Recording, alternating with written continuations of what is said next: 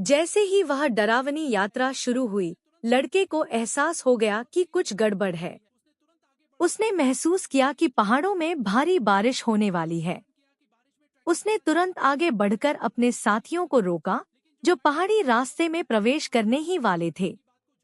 उसने उन्हें चेतावनी दी कि बारिश में ट्रेकिंग जानलेवा हो सकती है और सभी को तुरंत होटल वापस लौटने के लिए कहा।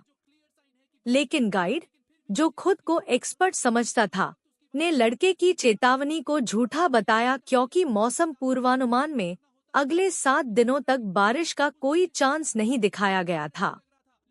लड़के ने समझाने की कोशिश की कि असामान्य रूप से गर्म हवा और दूर काले पैनकेक जैसे बादल तूफान के आने का स्पष्ट संकेत है।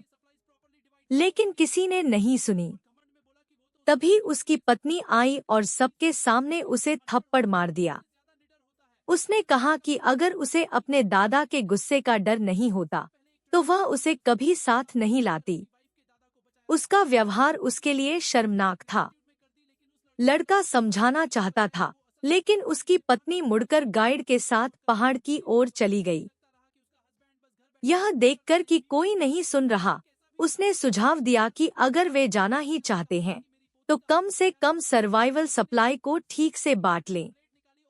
लेकिन गाइड ने उसे धक्का दे दिया और मजाक उड़ाते हुए कहा कि वह लड़के की पत्नी के साथ सोएगा।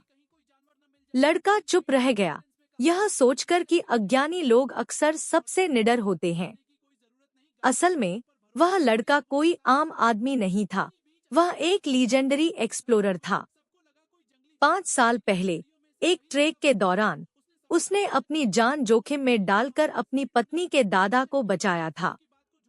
आभार में बूढ़े ने अपनी पोती की शादी उससे करवा दी। लेकिन लड़के ने कभी अपनी असली पहचान नहीं बताई। पिछले 5 सालों से उसकी पत्नी अपनी नौकरी और करियर में व्यस्त थी, यह सोचकर कि उसका पति घर पर बैठकर कुछ नहीं करता। चाहे उसने उसके साथ कैसा भी व्यवहार किया हो, लड़के को अपने ससुर के आखिरी शब्द याद थे, मेरी पोती का हमेशा ख्याल रखना। दृढ़ निश्चय करके लड़के ने अपनी पुरानी एक्सपेडिशन ब्लेड निकाली और अकेले ही पहाड़ की ओर चल पड़ा। इसी बीच बाकी समूह पहाड़ के अंदर तक पहुंच चुका था। भालू चेतावनी साइन के आगे एक अछूता जंगल था।